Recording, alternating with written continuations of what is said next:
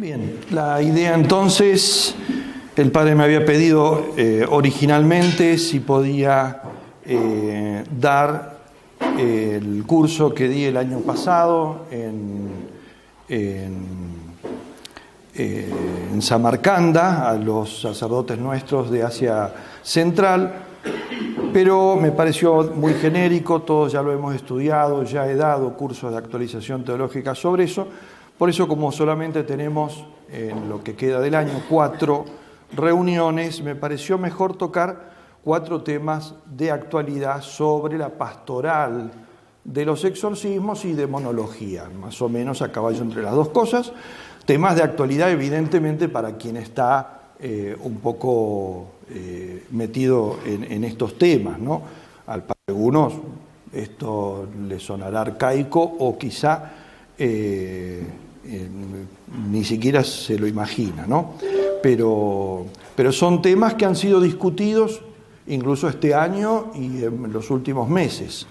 Haré referencia a cada uno. Una declaración importante de la Asociación Internacional de Exorcistas a propósito de un libro de un exorcista español muy conocido, el padre Javier Luzón Peña, que se titula Las 6 puertas del enemigo, experiencia de un exorcista. Este libro dio pie, fue publicado en 2017, lleva muchos años, 8 años, ¿no?, circulando, muy, muy leído por parte de muchos exorcistas.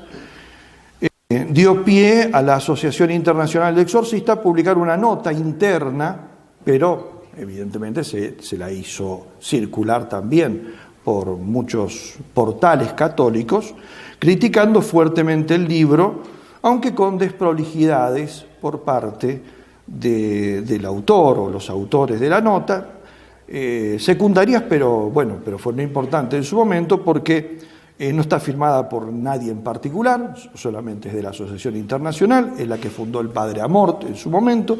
En este momento el presidente es el padre Bamonte. No lleva fecha de publicación y no se puede encontrar en su página oficial. Tiene una página oficial muy interesante, muy buena, pero allí no está. Al menos hasta el día de hoy no está puesta allí. Apareció simplemente en varios portales católicos. El padre Luzón reaccionó fuertemente de entrada y se atrincheró afirmando que su libro, que viene circulando, como dije, desde 2017, es muy usado en varios ambientes católicos y por muchos exorcistas.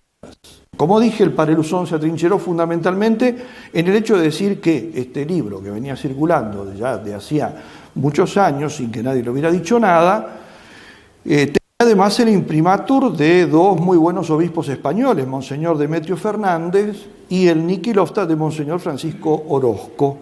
Pero pocos días después ambos obispos publicaron una declaración conjunta en la que afirmaban que los avales que ellos habían dado en su momento lo habían hecho ignorando los errores que contenía el libro y en consecuencia los retiraban para esta y las siguientes o futuras ediciones.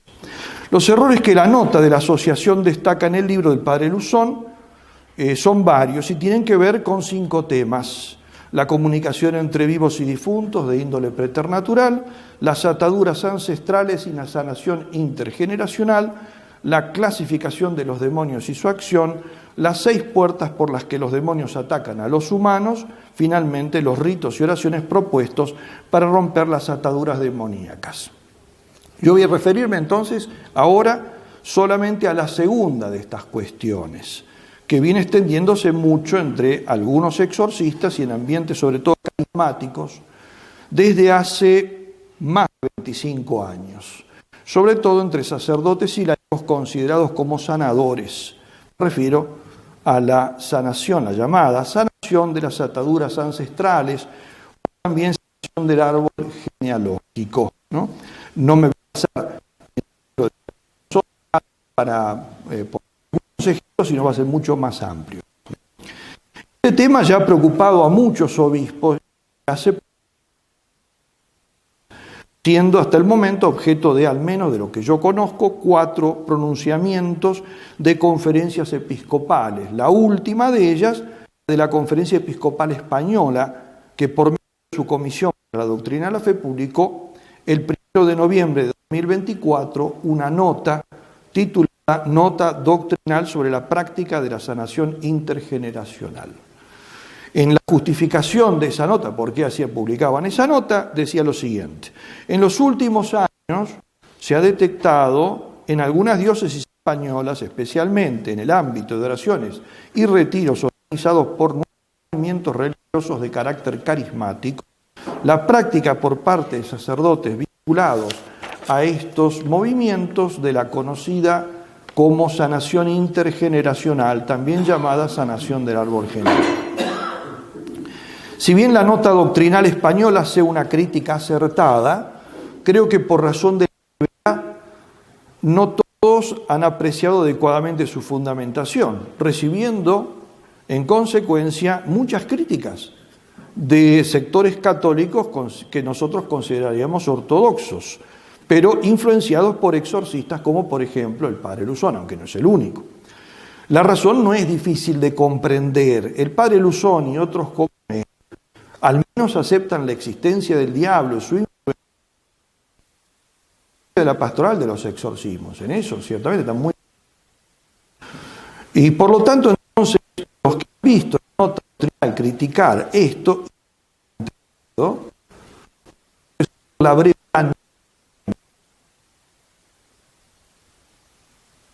a esto de prácticas como proveniente de un pensamiento progresista, justamente como si la crítica fuera hecha por aquellos que no creen en el demonio o que están en contra de los exorcismos, y no es así, totalmente es lo contrario. El problema es que al margen de la pastoral de los exorcismos y de todo lo que pueda hacerse en ese orden, esa ayuda que se puede dar a través de ese sacramental, el problema está en una de esas prácticas, que no la hacen todos, ¿cierto?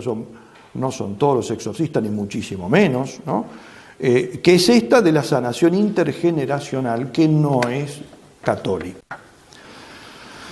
Más de 15 años atrás, ya dije entonces que había varios episcopados que se habían preocupado.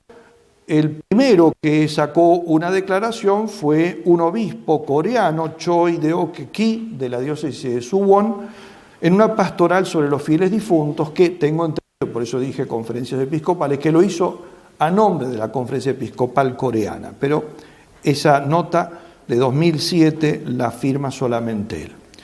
Al mismo tiempo, al mismo año, la Comisión Doctrinal del Episcopado francés publicó una nota sobre el mismo tema titulada La sanación de las raíces familiares por la Eucaristía, porque el tema eran las misas de sanación, las llamadas misas de corte generacional, como le llaman ellos, que hablaremos enseguida, ¿no?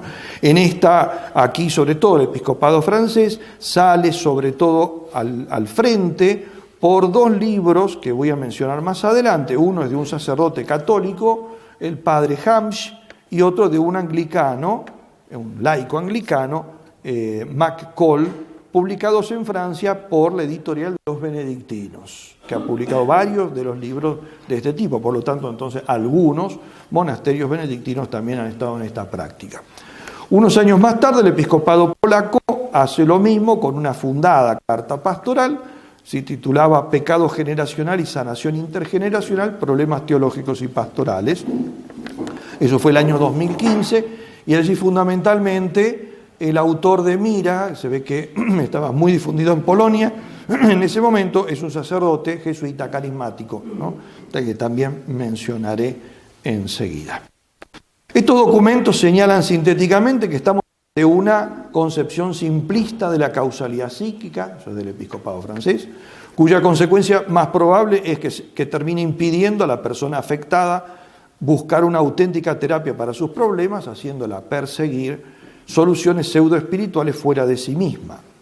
De hecho, hace que una persona no asuma la responsabilidad de lo que le sucede, responsabilizando de sus problemas a sus antepasados.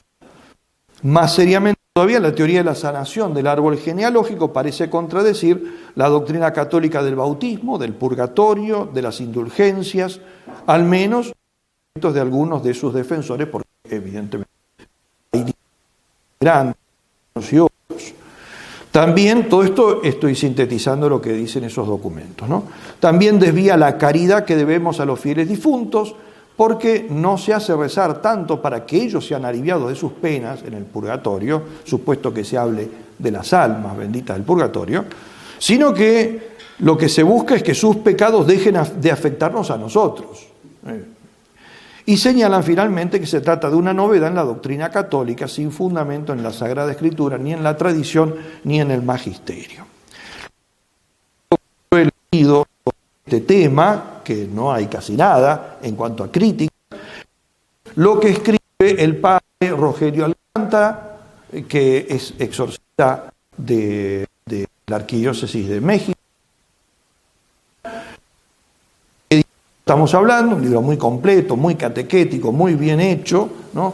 Con un estilo muy sistemático, como tiene el padre Alcántara, es un muy buen teólogo, y él dedica todo un capítulo.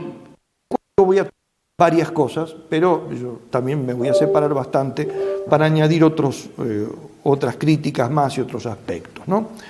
Este libro fue publicado en el año 2020, ¿no? 2020, y es muy recomendable como manual general de demonología y también de todo lo que es la pastoral de los exorcismos, y toca otros temas como por ejemplo ¿no? que no lo vamos a encontrar prácticamente en ningún manual, ¿no? Bien, ante todo un poco de literatura, la literatura sobre este tema intergeneracional, los autores, me refiero a los autores que la divulgan, ¿no? Sobre todo los libros más difundidos, que llevan muchos años en esto, 20 años algunos más todavía, otros menos, son bastante recientes, de los últimos 5 años.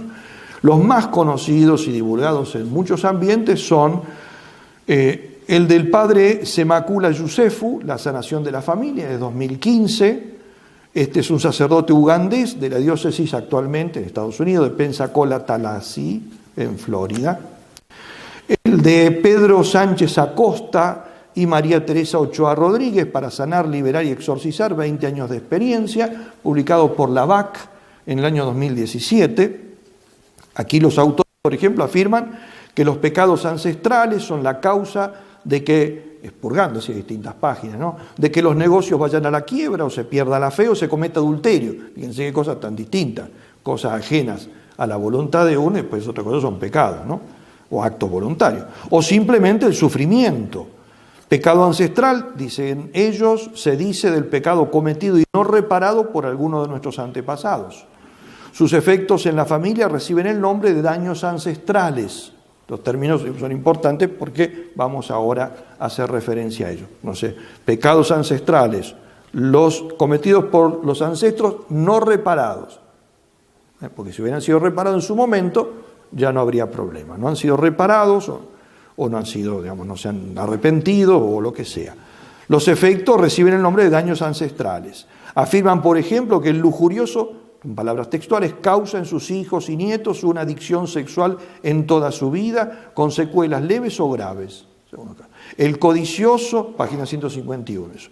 El codicioso provoca en hijos y nietos pobreza, rapiña y quiebra, página 152. Estos pecados se transmiten en forma de demonios por vía de generación según una dinámica llamada daño ancestral. También hay pecados que pueden pasar de hijos a ancestros, línea ascendente, dañando a generaciones pasadas, 120. No sé si por pecados se entienden realmente los pecados o las consecuencias de los pecados, como matizan otros autores, que siempre de modo ambigua. Otro libro también que circula mucho es el de Enrique Corbera y Rosa Rubio, Visión cuántica del transgeneracional, libro de casos de neuroemoción.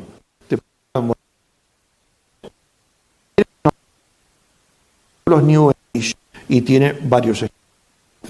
Bueno, el del padre Javier Luzón Peña, con el cual comencé, Las 6 puertas del enemigo, experiencia de un exorcista, publicado en España en 2017.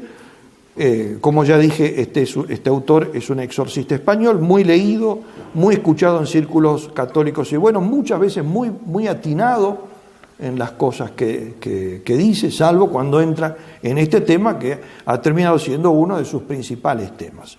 Ha sido muy publicitado, incluso en portales católicos muy leídos por gente buena, como Religión en Libertad. Como dije también, cuando Infocatólica publicó esta noticia, muchas personas en los comentarios se solidarizaron con él y atacaron a los que lo habían atacado, ¿no? Ahora ya no sé si le darán tanta cabida porque después de esto fue objeto de de que los obispos le retiraran los permisos para que llevaran el imprimato.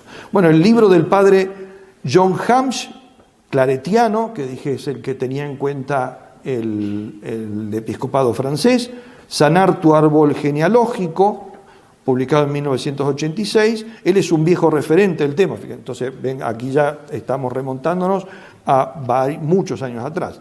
En francés fue publicado como traducido La curación del árbol genealógico por la Eucaristía, por eso ese era el título de la nota del episcopado francés, y fue publicado por los benedictinos en 2002. El padre Gustavo Jamut, Seremos bendecidos de generación en generación, es uno de los libros que tiene el padre Jamut, publicado aquí en Buenos Aires por Ágape, Bonum, Guadalupe, San Pablo, toda una combinación, en el año 2015. Este sacerdote es de los oblatos de la Virgen de María, cura, sanador carismático argentino.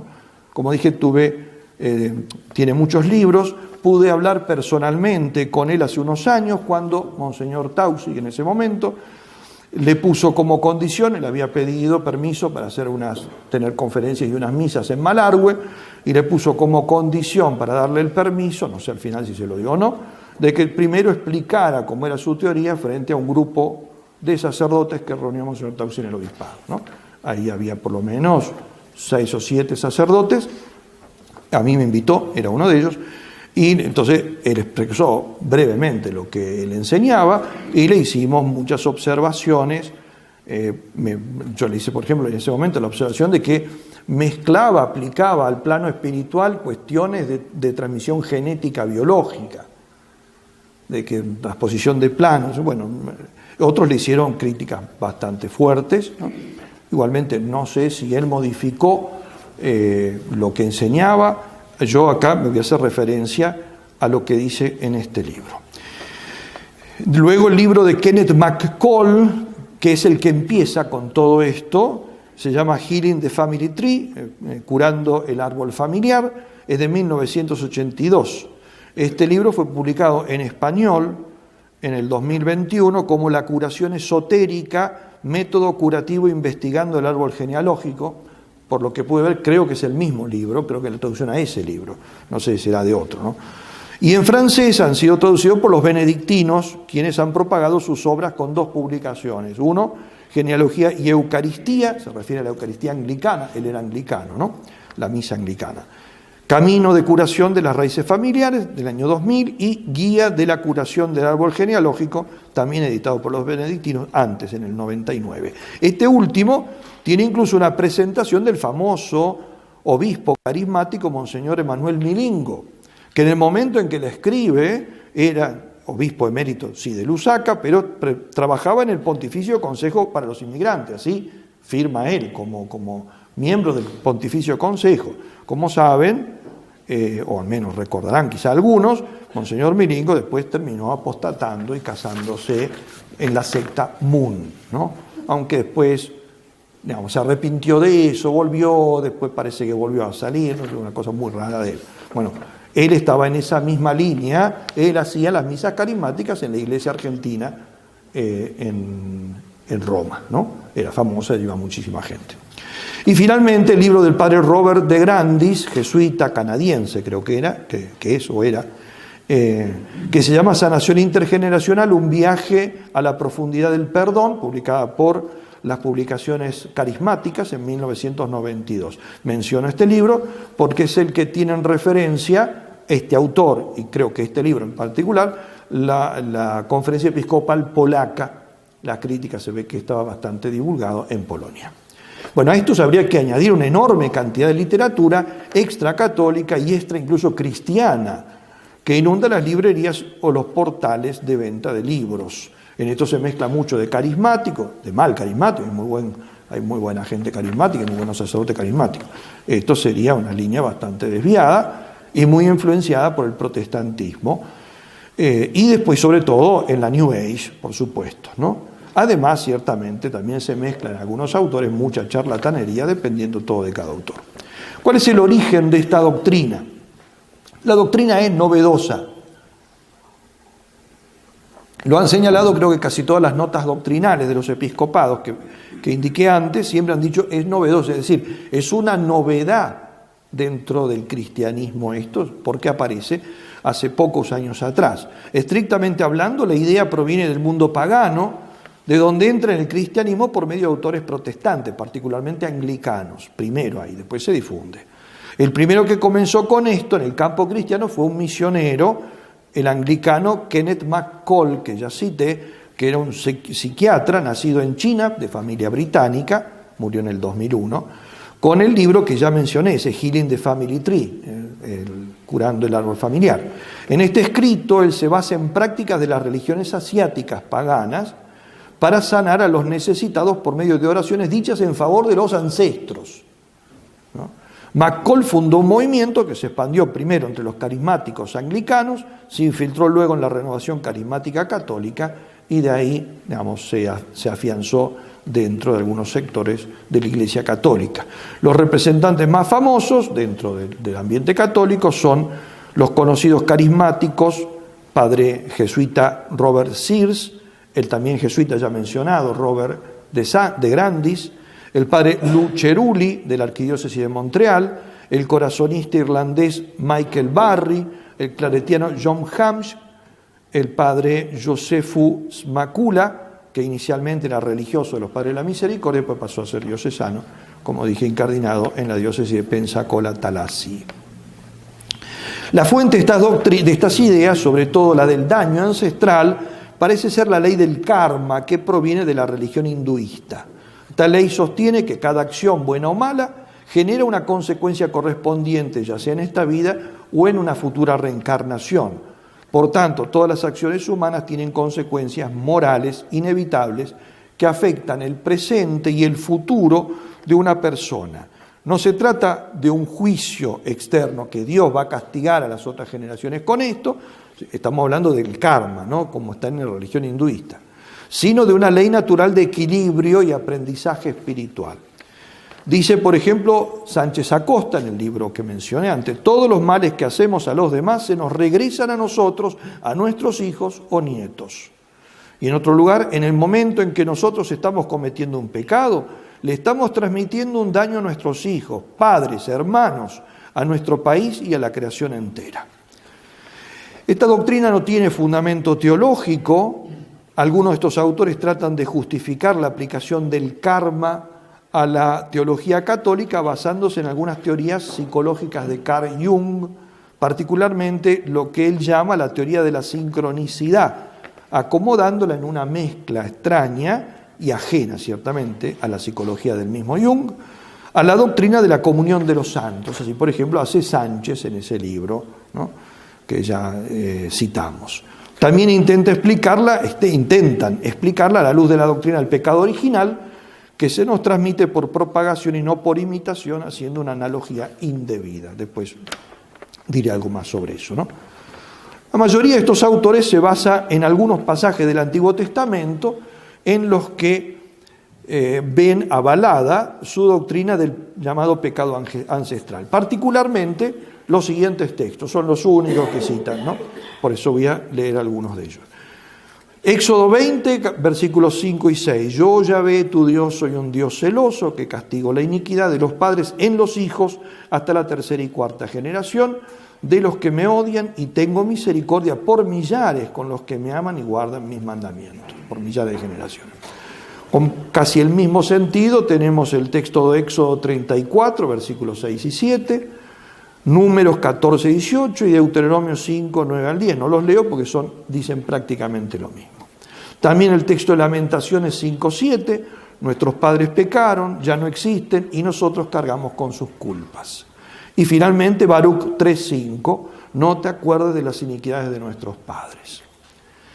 Pero todos estos textos están leídos. Bueno, el padre Alcántara los analiza en detalle, muestra realmente cómo se deben interpretar, hace todo un análisis que evidentemente no puedo hacer por razón del tiempo. Lo que puedo decir es que todos están sacados, la forma de interpretarlos, sacados de contexto, aisladamente, dejando de lado que aquí se está empleando un estilo hiperbólico, sin cotejarlos con el Nuevo Testamento, ni atendiendo al modo en que han sido interpretados por la tradición y por el magisterio. De hecho, todos ellos bien leídos solo quieren subrayar la grandeza de la misericordia divina que se derrama de generación en generación, pero no evidentemente por transmisión, sino por modo personal. Dios bendice a todas las generaciones porque es infinitamente generoso, ¿no? Y de forma actual a cada persona. Y para esto, justamente los textos, para subrayar esto, apelan a estas imágenes de contraste, pero sin pretender afirmar que las culpas pasen de una generación a otra, como lo entienden los defensores de esta doctrina. De hecho, hay muchos textos que niegan explícitamente esta interpretación y que no son citados, por supuesto, por estos autores, ¿no? Por ejemplo, Ezequiel 18, versículos 19 y 20. Y vosotros decís, ¿por qué no carga el hijo con la culpa de su padre? El que peque es quien morirá. El hijo no cargará con la culpa de su padre, ni el padre con la culpa de su hijo. Al justo se le imputará su justicia y al malvado su propia maldad. Jeremías 31, versículos 29 y 30. En aquellos días no dirán más, los padres comieron el agraz y los dientes de los hijos sufren de dentera. O sea, ellos comieron las uvas verdes, nosotros tenemos la carie. Sino que cada uno por su culpa morirá. Quien quiera que coma el agraz tendrá la dentera. En el mismo sentido, casi igual que este texto, es el del profeta Ezequiel 18:4. De vuelta, contra ese famoso adagio que sigue perdurando incluso en época del Nuevo Testamento. Como sabemos, porque el último texto que yo menciono es precisamente el capítulo 9 del Evangelio de San Juan, en el episodio del ciego de nacimiento, donde los discípulos se hacen eco de este tipo, digamos, de dichos que recordaban, ¿no? Que habrán hecho nuestros padres para que nosotros merezcamos esto, y por eso le preguntan, cuando ven al ciego de nacimiento, a nuestro Señor, si Él es ciego porque pecó Él, pecado personal de Él, o porque pecaron sus padres. Entonces, y Jesucristo le responderá que no tiene ninguna de estas dos raíces ese sufrimiento, ni él ni sus padres pecaron para que él tenga esto. Los pecados ciertamente tendrán, pero no tiene nada que ver esto con eso, sino por designios providenciales. Jesucristo dice ahí, ¿no? Para que se muestre el poder de Dios, el milagro que va a hacer Él. Pero en cada caso es Dios quien sabe el designio providencial por el cual uno tiene los sufrimientos que tiene o hace lo que hace. Punto. Es así.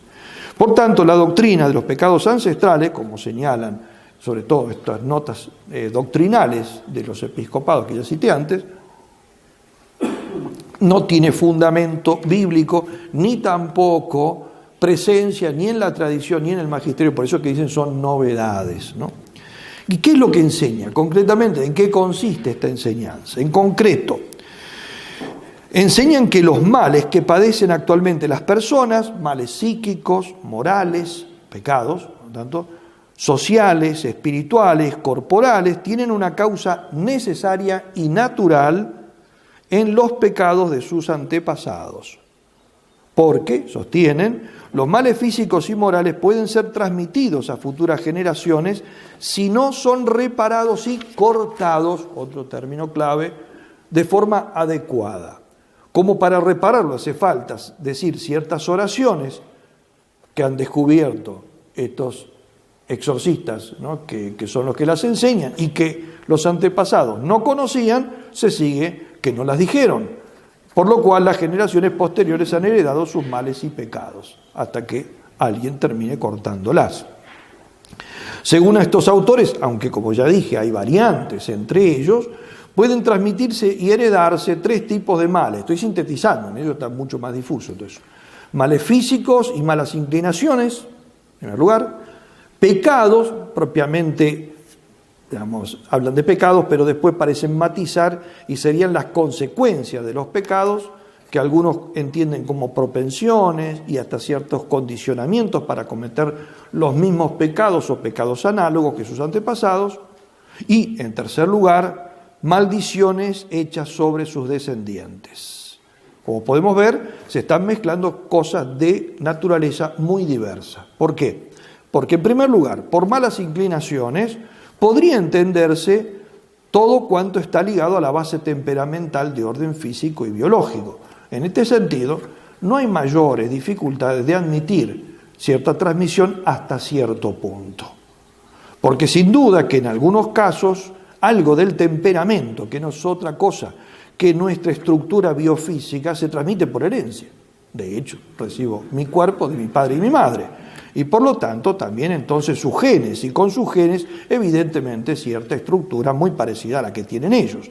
Por eso encontramos notables semejanzas entre padres e hijos en ciertos rasgos temperamentales, como por ejemplo la superficialidad en el sentimental, la prontitud para la cólera colérica. Hay familias que todos parece que son iguales de enojones, pero esto también podría deberse a otro motivo, podría deberse simplemente a la educación.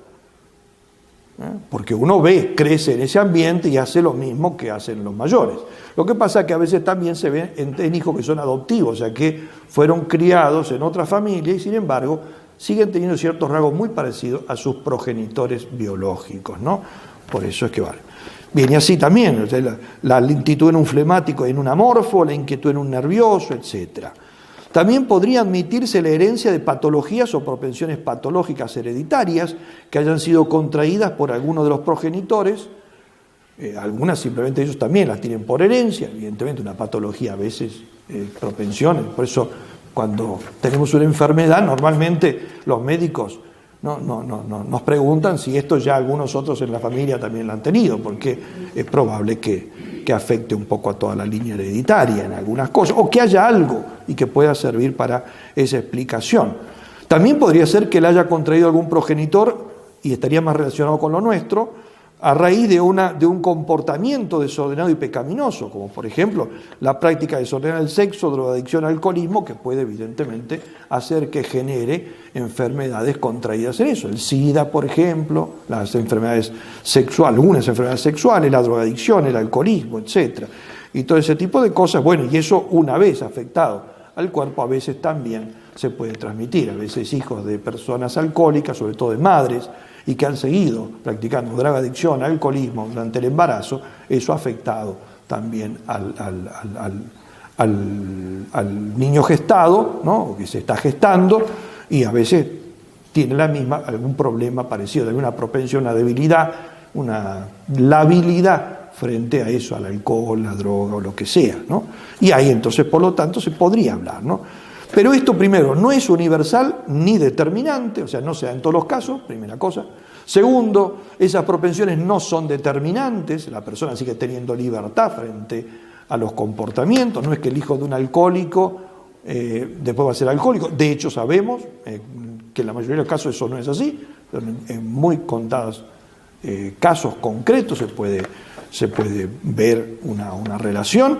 Y además, sobre todo, que ninguna oración puede cortar este riesgo ni la patología, ni menos influir positivamente hacia arriba, porque, como vamos a ver enseguida, el hecho de hacer estas oraciones de corte no solamente protege a la persona que está sufriendo esto, sino que beneficia al ancestro que había cometido esto, ¿no? O sea, va para arriba también la influencia. En primer lugar, entonces, por malas inclinaciones hay que hacer todas estas cosas. Se puede admitir en parte alguna cosita. En segundo lugar, hablaban de pecado. Por término pecado, si se entiende en sentido estricto, estamos hablando de algo incomunicable. Salvo el caso del pecado original, que es de otro orden y no tiene nada que ver, y no, digamos, es uno solo, punto, y se transmite por vía de generación. Porque pecado es el acto humano malo, libre, realizado con conocimiento y deliberación, y afecta exclusivamente a quien lo comete. La voluntad es personal, y lo que hace responsabilidad solo de la persona que lo realiza. El pecado personal no se transmite de ningún modo, Punto. Y si se entiende por pecado las consecuencias derivadas de los pecados, como la pobreza, la humillación, un mal enriquecimiento, una familia desunida y fragmentada, o enfermedades, como dije recién, contraídas a raíz de actos pecaminosos, se agarró la sífilis, el SIDA, bueno, eso sí lo pueden transmitir, ahí no habría problema de admitir que fuera este tipo de cosas. Todo esto está en el orden de las consecuencias penales del pecado, y no tiene nada que ver con la culpa, porque acá se está hablando de pecado, la culpa. Pero algunos autores hablan de transmisión de consecuencias espirituales, entonces no se puede estar refiriendo a esto, o si se está refiriendo a esto, evidentemente se están equivocando gravemente con el lenguaje, ¿no?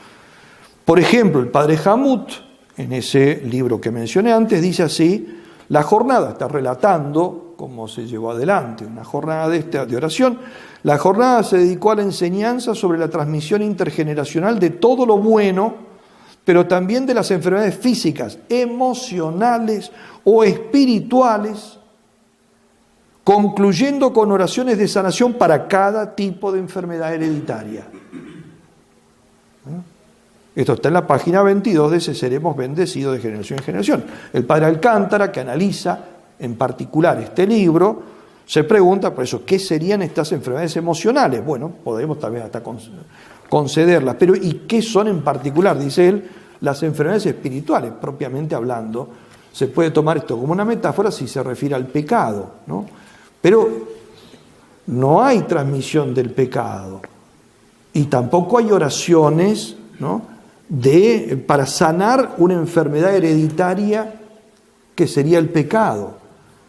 Y que se puede estar refiriendo también a la transmisión de pecados, lo da a entender otra frase del mismo libro que está dicha un poco antes que esta y que es también sumamente confusa, donde parece admitir la transmisión de la gracia y de las virtudes. Por lo tanto, estamos en el mismo orden de las cosas que no se transmiten. Dice así: existe una línea de gracia que se transfiere de generación en generación, carismas, virtudes, frutos espirituales. Bueno, es probable que el autor se refiera o quiera hablar de forma figurada, pero no sabemos que lo esté haciendo así, y si está hablando estrictamente, esto es un error. Punto. Ni los carismas, menos los carismas, porque los carismas ni siquiera una persona puede usarlos cuando quiere. El carisma justamente, eso es lo propio del carisma, ¿no? No es una virtud infusa, es otra cosa, ¿no? Ni los carismas, ni la gracia, ni las virtudes se transmiten hereditariamente. Y la misma confusión, por ejemplo, la tenemos en otros autores. Por ejemplo, el padre Semacula, cuando afirma que la persona actual, palabras suyas, comparte alguna responsabilidad por los actos erróneos que se han cometido en el pasado. Por lo tanto, se transmite la responsabilidad. Recuerde que no estamos hablando del pecado original, que incluso sería, digamos, dudoso cómo explicaría esto, pero bueno, en fin, ha habido teorías en el pasado que explicaban la transmisión del pecado original como una especie de corresponsabilidad de los actuales en el pasado, bueno, teoría jurídica, etc. Pero no se refiere a eso, está refiriendo a los pecados actuales.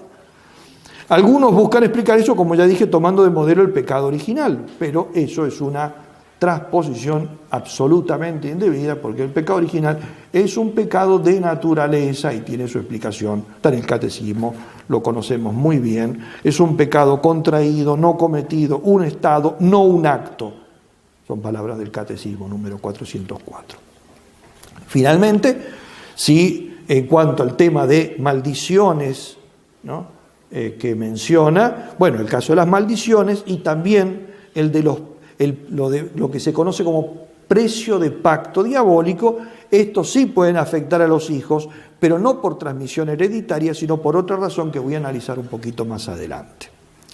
Bien, esta doctrina entonces mete en la misma bolsa tres cosas, por lo menos, estas tres cosas, centrándose principalmente en la segunda, la de las consecuencias de los pecados, la transmisión de las consecuencias de los pecados, digamos lo más suavemente posible, porque alguno parece decir transmisión de los pecados, lo cual sería mucho más grave, ¿no?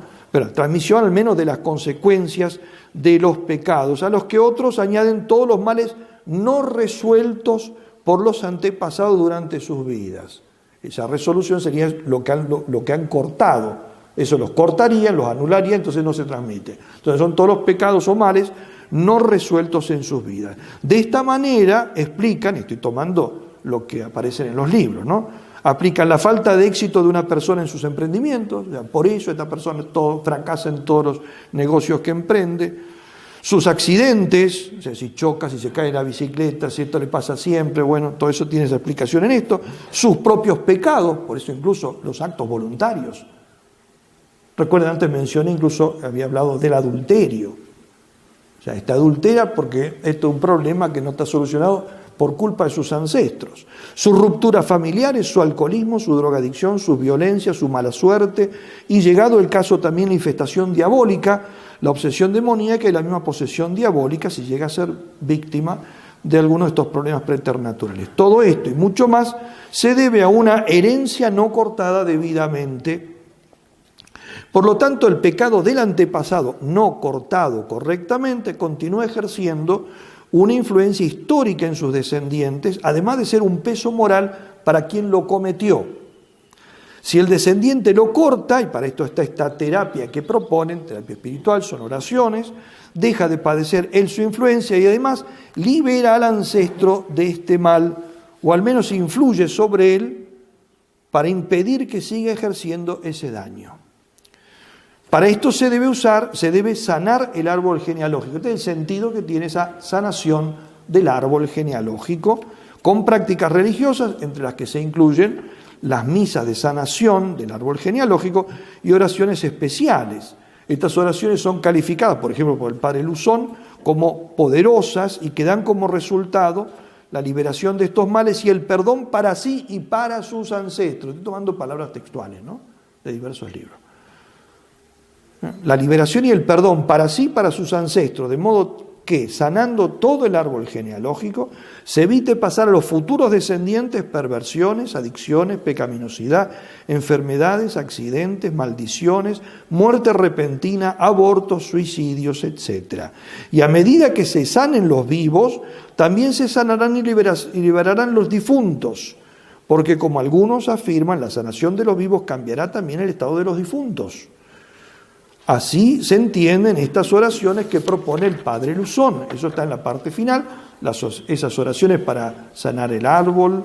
Dice, por ejemplo, así, página 220. Así pues te ruego ahora que las aguas de mi bautismo fluyan a través de todas las generaciones pasadas, a través de mi árbol genealógico. Deja que en cada generación fluya tu preciosa sangre, limpiando, sanando y dando vida. Que tu sangre, Jesús, derramada en la cruz, fluya a través de padres e hijos hasta la 12ª generación, tocando y sanando íntegramente, porque es mi sangre de la alianza, etc. Pon tu cruz entre mi persona y cada generación de mis antepasados y rompe la transferencia de las fuerzas maléficas opresoras de la vida que obran contra mí, en mí o a través de mí. En otro lugar, página 219, perdón. Señor Jesús, ante ti confieso la culpa de mis antepasados, que hayan realizado prácticas de ocultismo, espiritismo, brujería y cualquier modo de buscar información de ultratumbo con poderes ocultos. Señor, perdónanos todo, a mí y a mis antepasados, que están muertos, ¿no? Esta oración, esta última que acabo de decir, es parte de lo que el padre Luzón llama proceso de sanación intergeneracional y que él describe de esta manera. Página 214. Esta oración forma parte de un proceso que se ha de realizar durante al menos 10 días. 5 para orar por las generaciones paternas anteriores, otras 5 por las maternas. Las personas adoptadas deben hacerlo tanto por los ascendientes adoptivos como biológicos. Tienen que hacer el doble, ¿no? En la medida de lo posible se ofrece en días consecutivos, junto con la Santa Misa y una parte del Rosario, por cada una de las 5 generaciones paternas y maternas anteriores. Se comienza por la 5ª generación paterna, luego la 4ª y así hasta la 1ª. A continuación se pide por la 5ª materna y luego la 4ª y hasta acabar con la 1ª generación materna. En el día correspondiente a cada generación se ofrece la Santa Misa, el Rosario y la oración intergeneracional pidiendo al Señor que lave, limpie, purifique, exorcice, libere, desate y sane esta generación. Evidentemente, esto supone que se espera el perdón divino para quienes ya han muerto, No se trata pues solo de pedir liberación de consecuencias actuales, sino de la causa de las mismas, que son pecados que ya no existen. En verdad es algo muy extraño, ¿no? Y bueno, y se podrían seguir dando ejemplos de estas oraciones que pone el padre Luzón, pero basta con estos.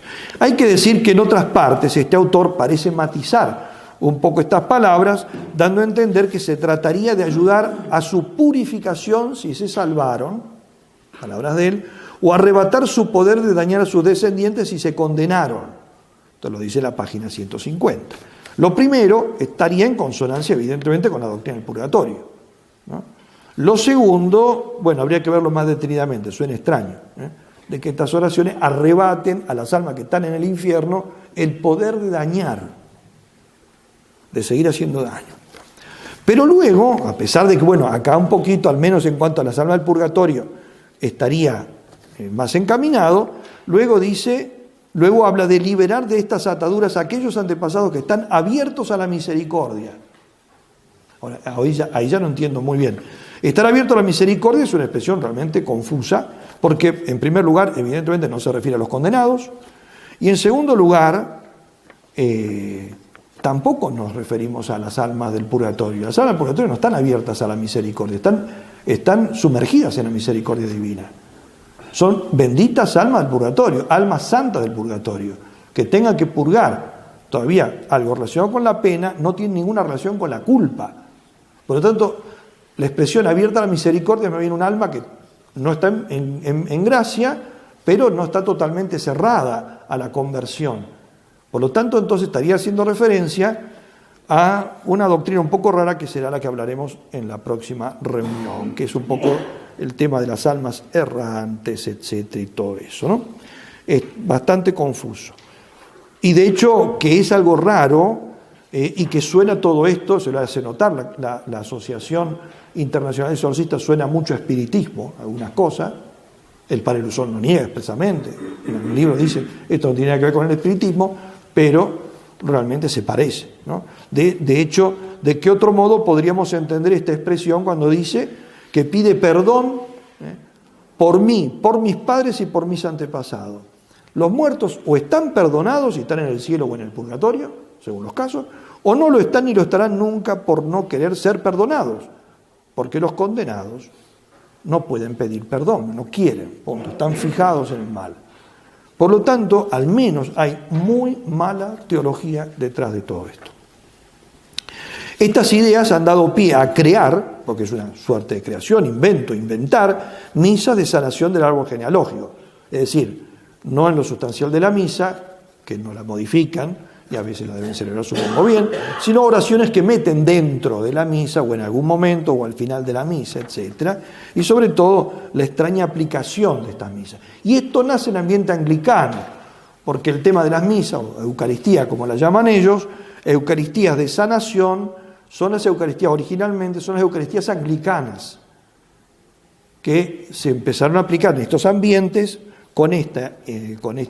dentro de estas oraciones, junto con las cuales se hacían esas oraciones que llaman de corte generacional, o de toma de poder, o de expulsión imperativa de demonios, o de dominio personal sobre las fuerzas malignas, o de atadura imperativa de los espíritus malos, especialmente los que rondan a la persona, etc. Son todos los nombres que tienen esas oraciones.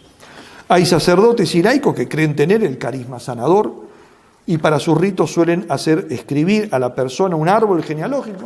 Todo el trabajo es eso. Bueno, primero escriba todo el árbol genealógico, a ver, papá, mamá, papá de los papás, papá de la mamá, papá de los papás, tantas cosas, todo el árbol genealógico, anotando todo lo que sepa que pueda averiguar en la familia, y preguntar, imagínense los líos que hay en esto. Bueno, a ver, el abuelo era alcohólico, iba a prostíbulo, apostaba, era masón, poner todas las cosas posibles, pues tienen que anotar toda la mayor cantidad de cosas, todo lo que, bien, si era lujurioso, avaro, y todos los males que pasaron, también ellos, pobreza, enfermedades, etc.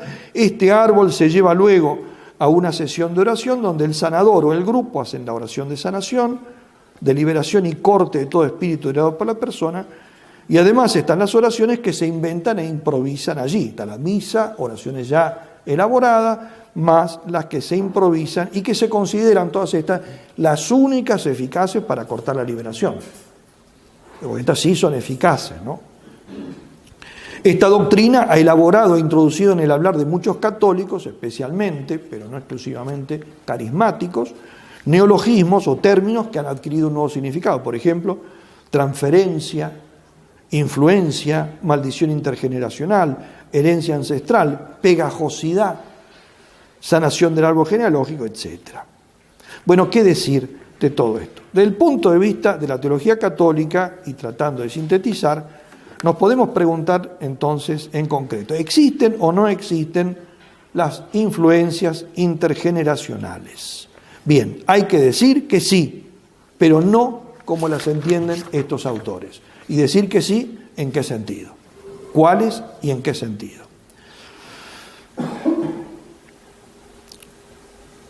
No, entonces digo, no en el sentido en que la sostienen estos autores o estos grupos, porque de lo que ellos enseñan podemos deducir que se está hablando aquí de la causalidad de la que ellos se refieren, es una causalidad natural,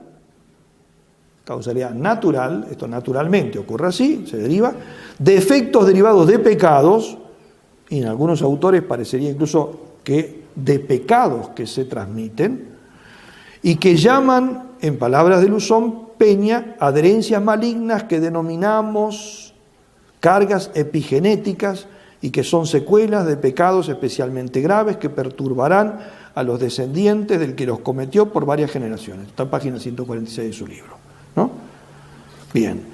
No encontramos en ninguno de estos libros ningún tipo de precisión en cuanto a qué naturaleza tiene esa causalidad, pero por lo que uno puede leer daría la impresión a veces de que están entendiendo causalidad en el sentido de causalidad material, como por ejemplo nosotros hablamos del pecado, de que la gula prepara el terreno a la lujuria, eso es causalidad material, ¿no? Y acá parecería a veces que es así, porque da la impresión de que los herederos como reciben un terreno en el cual han quedado como propensos a sufrir las mismas cosas que sufrieron los antepasados, y otras veces da la impresión de que estamos en el terreno de la causalidad eficiente, que es la causalidad propia de los vicios, porque a veces hablan de que los herederos están inclinados a realizar ciertas cosas y a cometer cosas parecidas o los mismos pecados que cometieron los antepasados. Entonces, eso es una causalidad eficiente, como el vicio. Una vez que uno tiene un vicio, el vicio me empuja a realizar el mismo acto del que tengo el vicio arraigado, ¿no? Entonces, pero eso no vamos a encontrar ningún tipo de precisión, por supuesto. Lo que sí es que esta relación de causa-efecto entre los pecados de las personas actuales y sus antepasados solo cesan, dicen ellos, y se cortan con determinadas oraciones. Hay algo mágico también en todo esto, ¿no? Al cortarlas, como dije, también se beneficia al antepasado, o se le quita, por lo menos se le quita la capacidad de seguir influenciando malignamente, si está en el infierno. En fin. En buena teología hay que decir que, ante todo, no se puede transmitir, y por lo tanto tampoco se puede heredar, los pecados de los ancestros, el mal de culpa, ¿no? Tampoco los actos buenos, evidentemente. Todos los actos son de los sujetos que los han realizado, ¿no? Punto.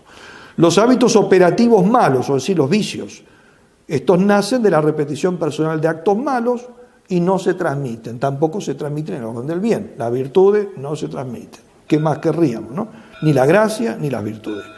Y de tercer lugar, tampoco se transmite ninguna determinación al pecado. Aunque haya cosas de orden físico y psíquico que se pueden heredar, estas igualmente no determinan nunca una persona en sus elecciones personales. Uno sigue siendo libre. Por lo tanto, si peca, es decir, si comete libremente un pecado, fornica, roba, adultera, se emborracha, esto no es causado por ningún mal heredado, sino por su libertad. Salvo el caso que haya heredado una patología psíquica, pero el acto que realizará será un acto que no es humano, no es libre. Así que eso ni siquiera no entra en este tema, no son consecuencias de los pecados. Podemos admitir, en cambio, una causalidad de padres a hijos o descendientes, en otros sentidos que ya mencioné antes, y sobre todo en el orden del bien, cuando los padres, por ejemplo, piden a Dios que bendigan a sus descendientes, que los conviertan, que los salve. Pero estos bienes no les llegan hereditariamente, sino que el pedírselos a Dios, Dios los causa de forma personal cuando Él quiere, libremente, y porque, en este caso, quiere escuchar las oraciones de los que le suplican.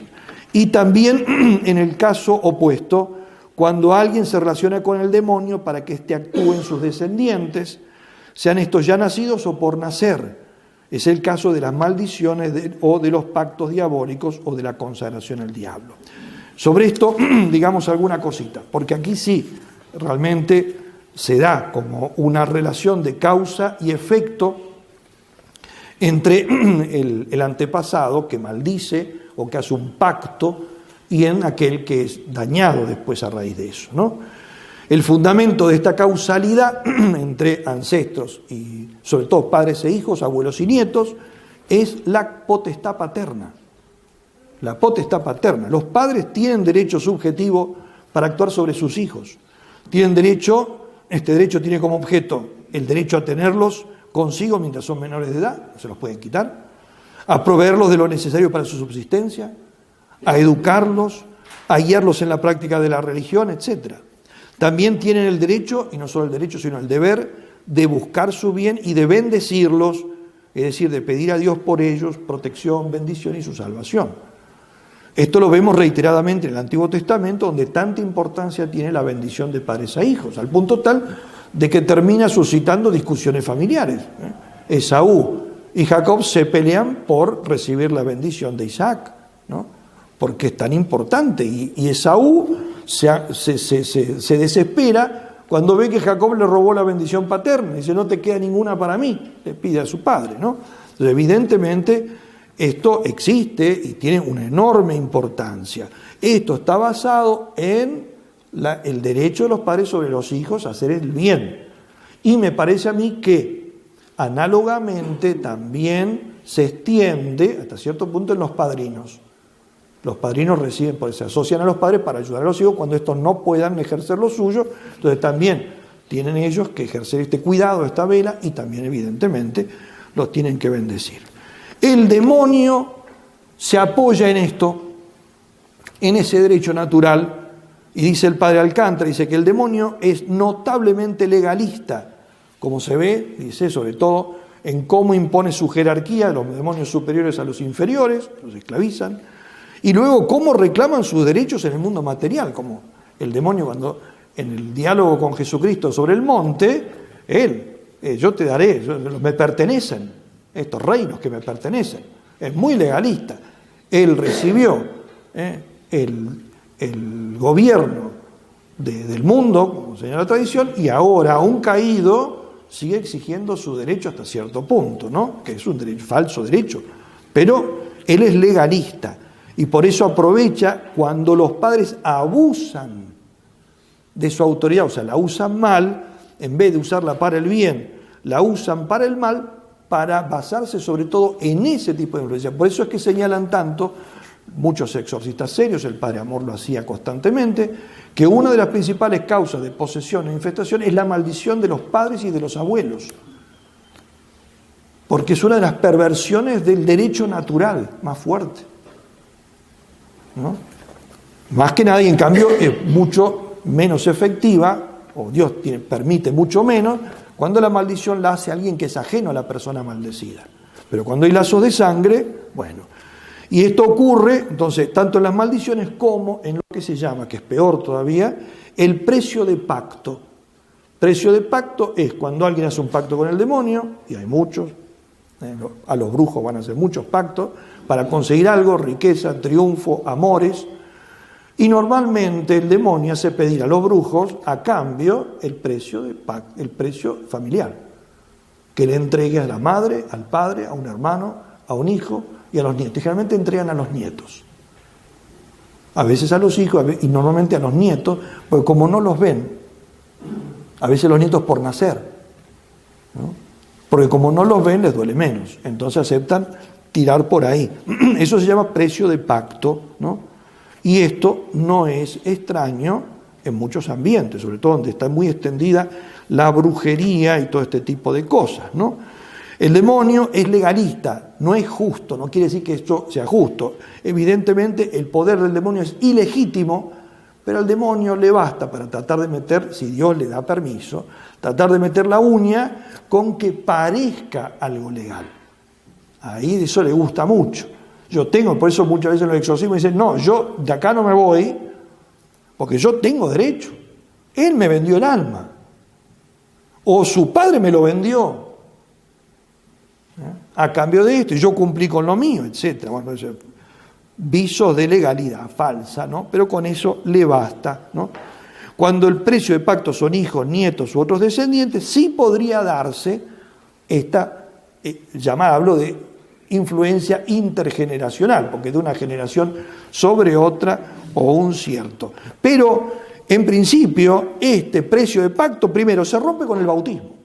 Porque una persona ya por el bautismo pasa a ser totalmente de Jesucristo.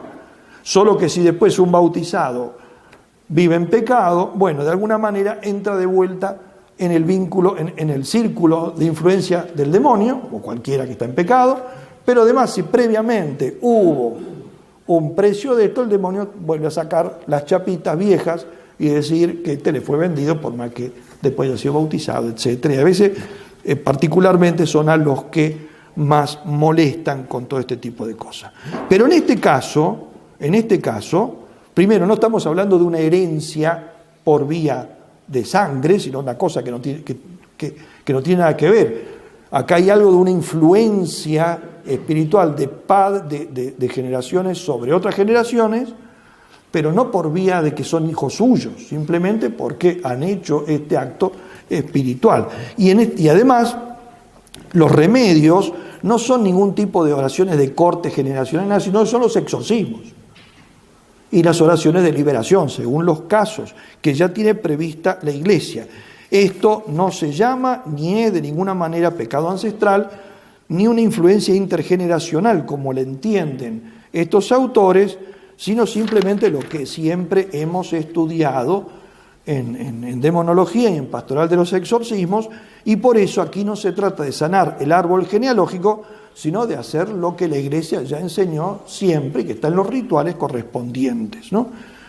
En fin, las maldiciones más o menos estarían en el mismo orden, ¿no? En fin, bien.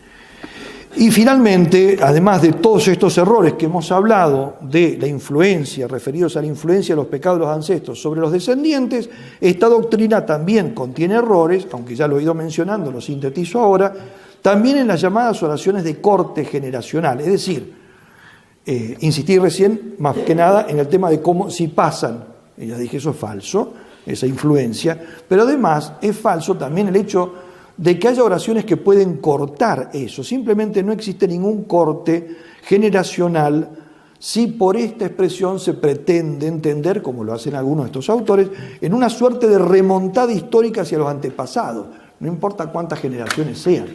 Como si el corte entonces ahora soluciona también el problema de la relación que han tenido con sus errores y pecados los antepasados.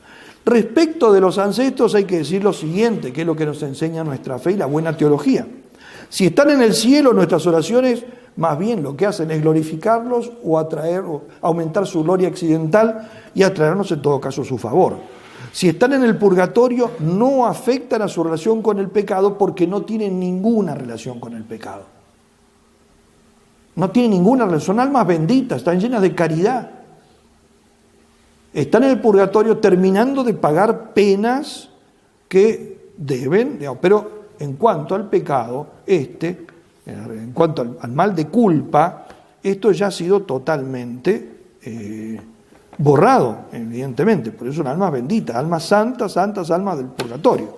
Y finalmente, si están condenados en el infierno, no pueden ejercer ninguna influencia actual sobre sus descendientes, ni sobre nadie, salvo que Dios en su providencia les permita al menos aparecerse, como sostiene el mismo Santo Tomás, tanto en varios lugares de la Suma Teológica, en la prima parte y después en el suplemento cuando habla de esto. Pero los demonólogos y exorcistas más serios sostienen que en la mayoría de los casos donde se aparece en teoría un condenado, como digo, existe la posibilidad está, Santo Tomás la admite, pero los exorcistas serios dicen, la mayoría de las veces ni siquiera son condenados, son demonios que simulan ser condenados para confundir a los exorcistas o a los curiosos en estos temas. Y en todo caso, las oraciones propias serían siempre los exorcismos ya previstos por la liturgia católica o las oraciones de liberación según los casos. O simplemente, la más efectiva, la Santa Misa, pero ninguna Santa Misa de sanación, la Santa Misa seca, punto, que tiene un valor infinito. Y de todo modo, por más que se rece por un alma que está en el infierno, su voluntad no cambia. Por eso no se entiende bien el fundamento teológico con que los defensores de las oraciones de corte generacional sostienen que estas oraciones ayudan a arrebatarles, son palabras del padre Luzón, arrebatarles el poder de dañar a sus descendientes si se condenaron. Palabras que están en la página 150. ¿Cuál será el soporte bíblico, patrístico, magisterial, para hablar de un poder de hacer daño a sus descendientes de parte de las almas condenadas, que no sea algo, en todo caso, permitido por Dios en su providencia? Y en cuanto a los demonios, ciertamente que pueden hacer daño a los hombres, supuesta la permisión divina. Su acción ordinaria ya la conocemos, es la tentación, y la extraordinaria, la infestación, obsesión y vejación, y llegado el caso, la posesión, ¿no? Si Dios lo permitiera, ¿no? En fin. Para cada una de estas oraciones la Iglesia ya provee a sus ministros, los exorcistas, de oraciones rituales correspondientes. Estas anulan el poder diabólico cuando así Dios lo quiere, porque no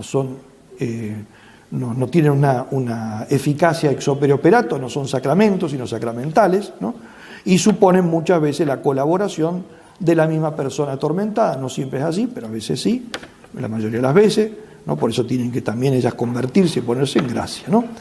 Incluso en el caso de que estas influencias provengan de maldiciones o pactos diabólicos realizados por sus antepasados, la eficacia se ejerce sobre las personas actualmente atormentadas y no se remonta de ningún modo a los ancestros, ni les cambia su estado o voluntad si ya son difuntos.